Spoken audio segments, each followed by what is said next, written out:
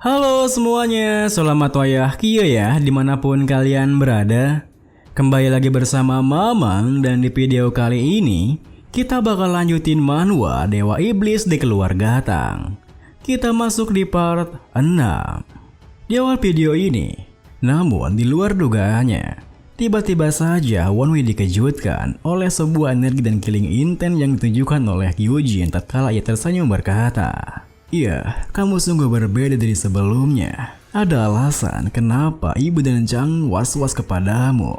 Dan kamu gak akan tahu caranya mengatakan hal-hal seperti itu." Sungguh, kamu berada di luar ekspektasiku. Seketika itu juga, Wonhui yang mengenali energi yang dipancarkannya berpikir, energi dan killing intent ini, seperti dugaanku, ini adalah energi itu. Benih dari Hellseeder Spiritual Root. Dan di antara mereka, dia pasti Blue Ghost Space Root. Dulu, ada banyak sekali rumornya bagaimana bisa Tang Gyujin, penerus pertama dari keluarga cabang Nine Dragon, dan salah satu yang terhebat generasi baru dalam Sichuan, menjadi murid dari sekte Qingce. Itu adalah Spiritual Root yang biasanya memiliki persyaratan untuk menjadi Hellseeder. Spiritual Root yang memberikan talenta terbaik bagi pemiliknya. Namun Spiritual Root adalah akar dari roh, sesuai dengan namanya. Itulah sebabnya Spiritual Root berkembang bersama dengan kultivasi roh itu sendiri. Itu adalah sesuatu yang sesuai dengan pendirian dari metode pelatihan Qingce yang menekankan kultivasi pikiran. Terlebih pentingnya lagi, Blue Phase Root adalah Spiritual Root yang berkembang dari konflik, dicampurkan dengan pendirian kelentang yang menyebutkan dia kekuatan menghasilkan kebenaran. Dia menjadi Dead Demon yang tak memedulikan metode atau konsekuensi. Dengan pikiran seperti itu, Wonhui yang tambah begitu tenang berkata, "Menurutku, kau tak berhak memberi komentar mengenai energiku. Ketika energimu saja seperti itu, kakak tertua." Mendengar hal itu, seketika itu juga Gyujin menyarungkan kembali pedangnya membalas, "Maaf, tadi aku lupa alasanku kesini untuk apa. Aku telah menghunuskan pedangku dan mengganggu kualitas latihanmu. Aku minta maaf." Melihat tingkahnya yang seperti itu, Wonhui yang merasa aneh pun berpikir, dia menarik kembali killing intent dari Blue Ghost Space Root semudah itu. Pasti ini campur tangan dari pelatihan sekte Qingce. Tapi sepertinya Tang Gyujin memang pada dasarnya adalah orang yang memiliki kontrol diri. Dengan pikiran seperti itu, Wonhui pun mengajaknya untuk meminum teh bersama. Hingga Gyujin yang begitu menikmati tehnya berkata, "Wah, enak. Aku biasanya minum teh di Qingce, tapi teh ini unik." Wonhui yang merasa bangga pun membalas, "Aku mendapatkannya dari Thousand Eye loh." Lalu, sembari mengeluarkan jajanan yang tadi dibelinya, Gyujin menimpali, "Tak kusangka kamu tahu banyak soal teh. Ah iya, aku bawakan ini. Permen yang dijual di Misan. Kamu sangat suka permen ini kan?" Meski Wonhui tak terlalu suka makanan yang manis-manis, dirinya tak memakan permennya untuk menunjukkan rasa terima kasihnya sebagai Tang Wonhui. Akan tetapi, melihat tingkah Gyujin yang begitu berbeda dari sebelumnya ketika ia mengeluarkan killing intent miliknya, Wonhui yang tak bisa menahan keanehannya pun berpikir, "Beneran deh, aku tak bisa terbiasa dengannya. Tak bisa aku percaya orang ini adalah orang yang sama yang mengeluarkan killing intent sekuat itu sebelumnya." Dengan pikiran seperti itu, setelah menghabiskan permen yang dibawanya, Wonhui pun bertanya, "Jadi kakak tertua, ada urusan apa kau kemari? Kalau kau datang kemari untuk menghentikan duelku dengan Yu Chang besok, aku..." Namun, belum sempat Wonhui menyelesaikan kalimatnya, Gyujin yang nampak murung pun menyalahnya. Memang itu salah satu alasanku datang ke sini. Tapi pertama-tama, aku datang kemari untuk minta maaf kepadamu atas segala hal yang telah dilakukan ibu dan Chang kepadamu selama ini." Mendengar hal itu, Wonhui yang menatapnya dengan serius pun bertanya, "Aku yakin kau tahu bahwa permintaan maafmu tak akan membuatku memaafkan mereka berdua kan?" Gyujin yang mengerti maksudnya berkata, "Iya, aku paham. Tapi aku masih ingin minta maaf. Maaf banget ya." Melihat tingkahnya yang seperti itu, Wonhui yang tak bisa berbuat banyak pun menghela napasnya membalas, "Bahkan kalau kau melakukan itu, aku tak akan membatalkan duelnya, Kak." Gyujin yang kini tahu kebenarannya pun menimpali. Aku kira kamu dipaksa untuk melakukannya. Jadi aku ingin membantumu. Namun sepertinya Chang yang dipaksa melakukannya olehmu. Tapi apa ini tak apa? Walaupun energimu barusan itu besar, Chang itu sangat kuat. Aku dengar dia juga sudah menyiapkan sesuatu untuk melawanmu. Mendengar perkataannya, Won Hui yang mengerti jika Gyujin sudah tahu bahwa Grand Matron dan juga Yu Chang berencana melakukannya. Akan tetapi ia tak tahu akan melakukannya dengan cara apapun berkata, "Ya, aku juga sudah menyiapkan sesuatu." Dari apa yang Won Hui ketahui, karena mereka memberinya menas poison dan toxic sinabar, mereka pasti mengira jika ia akan mati begitu mereka mengaktifkan sorcery. Meskipun begitu, Gyujin yang tak mengetahui hal itu membalas, "Kalaupun kau mengalahkan Chang, kamu tak boleh lupa tentang kekuatan yang dipegang oleh ibu di dalam klan. Kalau Chang kalah, ibu akan melakukan segalanya untuk menutupi kabar itu." Won Hui yang telah mengantisipasi hal itu pun tersenyum menimpali. "Kau terlalu khawatir kakak tertua. Duel ini terjadi karena aku yang mau. Datang dan saksikanlah besok di arena Martial Car 2. Tentu saja, tingkah Won Hui yang seperti itu membuat Gyujin kebingungan. Menonton? Boleh sih. Keesokan harinya, sekitar arena Martial Car 2, kebingungan yang Gyujin rasakan kemarin pun semakin menjadi-jadi. Tatkala ia melihat begitu banyaknya orang yang berkerumun di sana, mulai dari para pedagang yang menjajakan dagangannya, bahkan sampai para bandar judi yang menaruhkan hasil duelnya. Semua hal itu pun membuat Gyujin bertanya, Hui, apa yang sebenarnya sedang kamu rencanakan?" Won Hui yang menghampirinya dengan sebuah hijanan pun tersenyum berkata, "Ya, kalau begini, bahkan Grand Matron sendiri akan kesulitan untuk menutupi kebenarannya. Dan Yu Chang kita di sebelah sana sepertinya sedang demam panggung ya. Sebagai kakak yang lebih tua, aku harus membantunya." Di saat yang sama, Pak Tanggon yang memperhatikan situasi di sana dari sebuah teras pavilion pun bergumam, "Wah, banyak juga yang menontonnya ya." Mendengar gumamannya, dua rekannya yang merupakan anggota dari Rikers Wayne Hall, Tang Te dan juga Tang Jin yang mendekat berkata, "Sepertinya Tuan Muda Won Hui memutuskan membuat panggung untuknya ya." Seketika itu juga, Pak Tanggon melirik mereka bertanya, "Oh, apa kalian juga mau menonton?"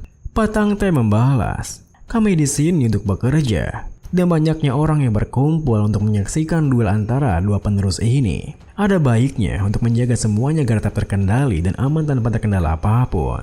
Pak Tanggon pun tersenyum menimpali. "Ya, kesampingkan dulu hal itu. Gimana menurut kalian? Siapa yang akan memenangkan duelnya?" Pak Tang Te yang merasa aneh pun berkata, "Apa kau sungguh menanyakan hal itu? Meskipun kau yang membantu mengajari Tuan Muda Won Hui, tapi kau hanya mengajarinya selama 10 hari. Pak Tang Jin di sampingnya menambahi, "Sudah tidak perlu dipertanyakan lagi kalau Tuan Muda Yu Chang yang akan menangkan duel ini." Mendengar perkataan mereka, Pak Tanggon yang punya pandangan tersendiri membalas, "Tentu, memang itu yang dipikirkan semua orang di sini. Tapi jangan lupa kalau Tuan Muda Won Hui yang meminta duel ini. Apa kalian tidak penasaran dengan apa yang dia rencanakan?" Sementara itu, Yu Chang sendiri nampaknya semakin gelisah setelah mendengar penjelasan bawahannya. Mengapa ada begitu banyak orang di sana? "Tuan, dari apa yang saya ketahui, katanya Tuan Muda Won Hui yang menyebar kabar duelnya. Dan pendekar Fierce Gale juga membuka pintu agar semuanya bisa menyaksikan." Hal itu pun membuat Yu Chang merasa kesal hingga berkata, "Seharusnya duel ini hanya menjadi duel di mana aku menunjukkan posisi dia yang sebenarnya. Tapi ini malah menjadi tontonan semua orang." Di tengah rasa kesalnya itu, tiba-tiba saja Yu Chang dikejutkan oleh sebuah telepati Won Hui yang bertanya padanya, "Ada apa adikku? Apa kau gugup? Karena Grand Matron tak ada di sampingmu. Kau kan anak mama ya? Kenapa kau tidak mengajak Grand Matron untuk menemanimu? Kakakmu ini akan mau menunggu kok." Yu Chang yang berusaha untuk menahan dirinya pun berkata, "Di mana kau belajar kata-kata tak berpendidikan seperti itu? Sebaiknya kau diam sebelum aku hilang kesabaran." Tentu saja, Won Hui yang memang berniat untuk memprovokasinya pun tak berhenti sampai di sana. "Oh tidak, si anak mama cuma mau dengar kata-kata sopan ya." Yu Chan yang hampir mencapai batas kesabarannya pun menekankan, "Aku, Tang Yu Chan, menyuruhmu untuk diam." Dengan sengaja, Won Hui pun menimpali, Aku, Tang Yuchang, nyuyuhmu untuk diam. Seketika itu juga, kesabaran Yuchang pun habis, yang membuatnya melompat ke arena sembari berteriak. Dasar anak haram! Maju sini Tang Wonwei, akan kurubaikan mulut kotormu itu. Tingkahnya seperti itu pun tentu membuat para penonton kebingungan. Mengapa Yuchang naik lebih dulu sementara Wonwei lah yang menantangnya? Meskipun begitu, Wonwei yang memang mengincar respon penonton seperti itu pun segera menaiki arenanya sembari berkata, adikku ini mudah sekali terpancing amarahnya. Tapi bagus kau membuat ini jadi semakin mudah. Aku, Tang Wonwei dari White Pavilion. Aku memang bukan siapa-siapa dan tidak memiliki julukan. Tapi aku harap duel ini akan menyenangkan. Tanpa tahu apa yang Wonwei rencanakan, Yuchang yang meremehkannya pun membalas. Kenapa kau bernikah begitu? Apa kau sudah gugup setelah naik panggung ya? Tentu saja, Wonwei tak membalas pertanyaannya. Karena memang hal itulah yang ia inginkan.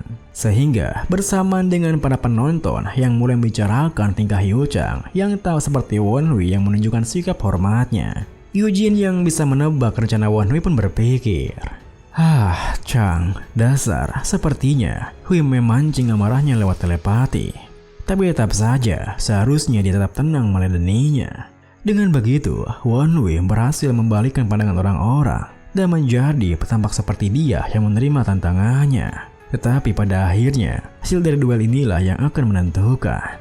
Hui memang terlihat percaya diri, tapi Chang juga dikenal sebagai Dark Shadow Genius, sebuah bakat yang menjanjikan jadi kelenta.